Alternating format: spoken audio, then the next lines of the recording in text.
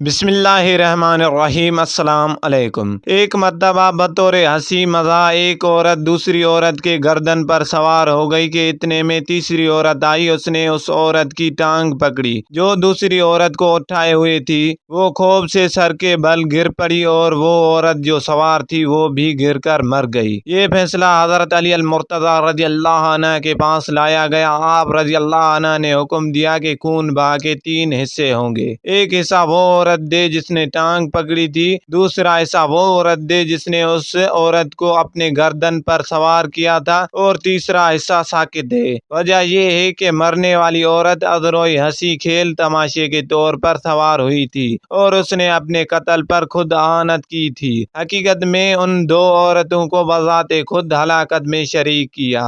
رسول اللہ صلی اللہ علیہ وسلم کو جب اس فیصلے کی خبر پہنچائی گئی تو آپ صلی اللہ علیہ وسلم نے اس کی تصدیق فرمائی اور درست شمار فرمایا۔ دوستو، یہ تھی ہماری آج کی ویڈیو۔ آپ کو کیسے لگی اپنی رائے سے ضرور آگاہ کیجیے، اور اگر پسند آئی ہے تو اسے لائک اور شیئر ضرور کریں۔ انشاءاللہ ہماری ملاقات اگلی ویڈیو میں ہوگی۔ تب تک کے لیے اجازت دیجیے۔ اللہ حافظ۔